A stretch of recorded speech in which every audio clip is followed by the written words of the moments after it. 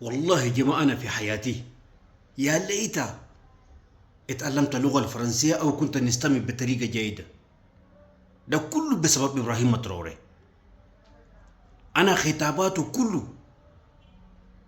كان بيحب يستمع مباشر بدون ما يترجم لي بأي لغة آخر.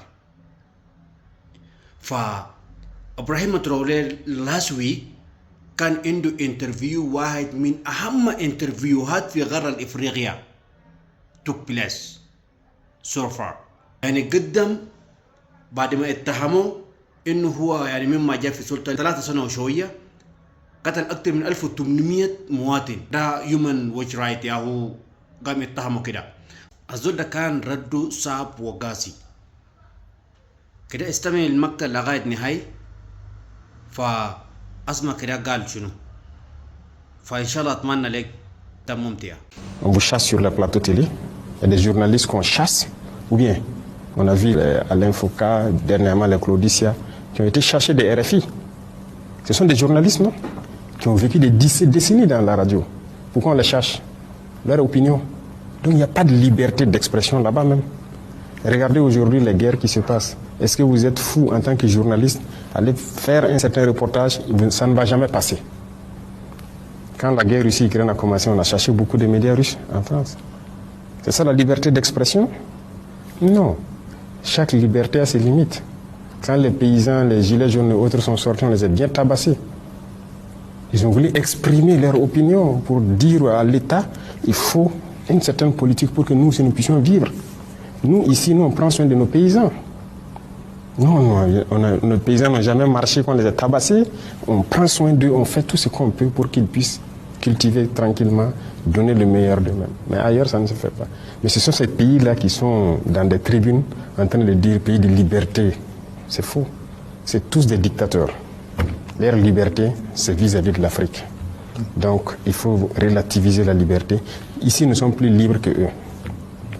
Beaucoup plus libres.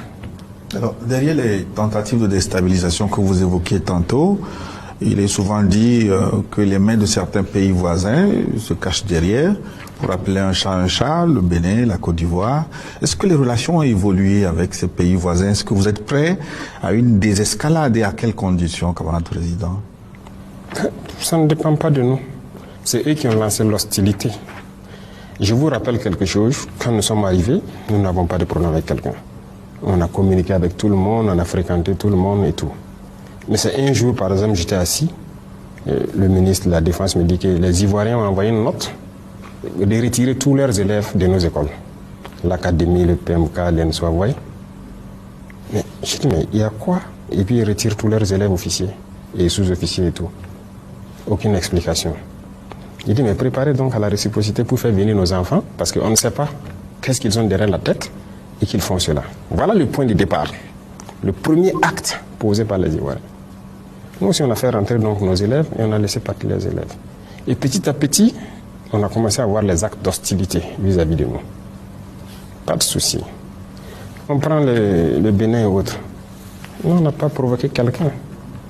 Mais on a tous vu, quand encore ils ont voulu transporter une guerre dans notre région, mais qui était au devant? Le président Ouattara est sorti qu'il va envoyer un bataillon, il a tout préparé et tout. Nous attendons son bataillon toujours. Le président Bénin a dit qu'il faut la force, ils vont faire la force, ils vont faire la guerre. Nous attendons. Nous sommes prêts à faire la guerre aussi. Il n'y a pas de désescalade possible tant que les mentalités sont comme ça. Celui qui cherche, il va trouver. Donc ce n'est pas nous qui avons commencé. Si les gens ne sont pas assez intelligents pour laisser encore les impérialistes venir les dire « tuez-vous entre frères noirs », qu'on y aille. Si c'est la solution pour atteindre l'indépendance, nous sommes prêts. Mais personne ne va nous asservir encore. Nous sommes prêts à cela. Nous nous battons. Nous nous battons déjà. Parce que le terrorisme, c'est une manifestation de l'impérialisme. Donc, ne parlez pas de désescalade tant que la mentalité n'a pas changé. Il y a des gens, chaque mois ou chaque 2 mois, il faut qu'ils courent aller à Paris, aller prendre les ordres. Et revenir pour appliquer. Ils ne sont pas libres. Ils ne sont pas libres. Nous, par contre, personne ne nous dicte ce qu'on doit faire. On gouverne en fonction de nos populations, du besoin de nos populations. Nos populations ont besoin d'eau, On fait tout pour donner l'eau. Ils ont besoin d'avoir l'autosuffisance de manger à leur faim. On fait tout pour cela. Ils ont besoin de sécurité. On se bat pour les donner la sécurité. Ils ont besoin de routes, de développement. C'est ce qu'on se bat pour faire. Mais nous ne partons pas chez quelqu'un, aller prendre des ordres, il faut donner le marché de route à telle entreprise, donne tel truc à telle entreprise ou quoi. Ce sont des esclaves en fait. Et eux, tant qu'ils seront dans cette mentalité, oubliez les désescalades. Au contraire, ça va aller de mal en pis. Tant qu'ils seront dans cet esprit. Voilà ce que je peux dire. Les droits de l'homme, Monsieur le Président, l'organisation internationale, on vous a accusé de réprimer la presse indépendante et la société civile. Y a-t-il une place pour les droits de l'homme au Burkina Faso? Il y a les droits de l'homme au Burkina, c'est quoi ils appellent les droits de l'homme? Mais moi je ne sais pas ce qu'eux ils pensent. Vous savez, personne ne va venir ici financer des gens, les endoctriner pour détruire nos pays. Ça n'aura pas lieu. Vous savez, il y a combien d'ONG au Burkina? Vous pouvez imaginer, faites des recherches. C'est même pas des centaines, hein. C'est beaucoup. Je ne vais pas vous donner de nom. Faites des recherches. Cherchez chaque ONG fait quoi. Vous croyez vraiment que c'est humanitaire? Donc il y a des choses comme ça qu'on combat. On dit qu'on combat les droits de l'homme. C'est ça les droits de l'homme? Nous, on lutte contre le terrorisme pour sécuriser nos populations. Donc on donne le droit de vie à nos populations. C'est le premier droit, non? Le droit à la vie. Est-ce qu'on ne lutte pas pour les droits de l'homme? On se bat pour que les écoles qui sont fermées ouvrent, pour que les enfants puissent aller à l'école. Le droit à l'éducation, ce n'est pas le droit de l'homme. Qui se bat pour nous? Qui nous aide? Ces mêmes gens qui pillent tous les jours que les droits de l'homme, personne ne nous a donné une seule cartouche pour lutter contre le terrorisme qui tue nos enfants, pour lutter contre le terrorisme qui ferme nos écoles, qui détruisent nos écoles. Ça veut dire que les terroristes luttent contre les droits de l'homme. Nous, on lutte pour les droits de l'homme et eux, ils encouragent les terroristes. Qui luttent contre les droits de l'homme? C'est eux qui le disent. Et je vous parlais tout de suite de certaines choses qui se passent en Europe et tout. Mais c'est là-bas qu'ils luttent contre les droits de l'homme. Sinon, ici, les droits de l'homme existent. Et retenez quelque chose, les droits de l'homme viennent d'Afrique. Hein. Ça ne vient pas d'ailleurs. Ça vient d'Afrique et d'Afrique de l'Ouest ici. Les premières chartes qui parlaient des droits de l'homme, c'était ici, dans la Confédération AES, plus précisément au Mali. La charte de Kouroukanfouga. Donc les droits de l'homme étaient connus par les Africains. On était bien organisés, une société bien organisée, chacun avec ses droits, même les droits des femmes. C'est en Afrique que les droits des femmes existaient. Ailleurs, ça n'existait pas.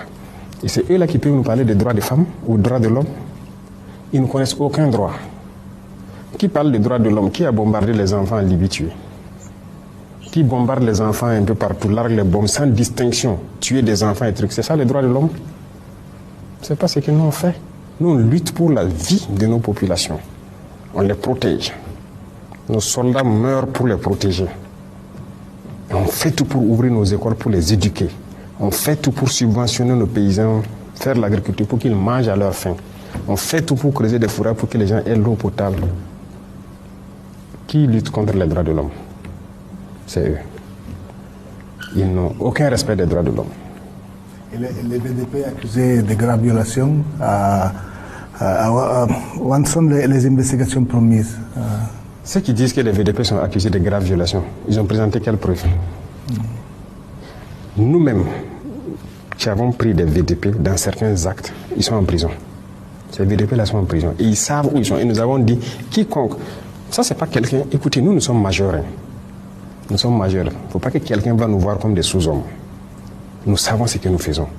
Et c'est cette mentalité aussi qui est dangereuse. Parce que souvent, certains dirigeants en Occident et trucs là, voient les Africains comme des sous-hommes. Et donc, ils viennent ici comme si ils doivent nous apprendre des choses. Je vous ai dit que le droit à la vie, c'est nous, on enseigne ça au reste du monde. Personne ne nous enseigne ça. Donc, c'est vrai qu'il y a eu quelques petits problèmes avec certains VDP. وانت رايك شنو؟ متوقع الزول ده هيرد كده؟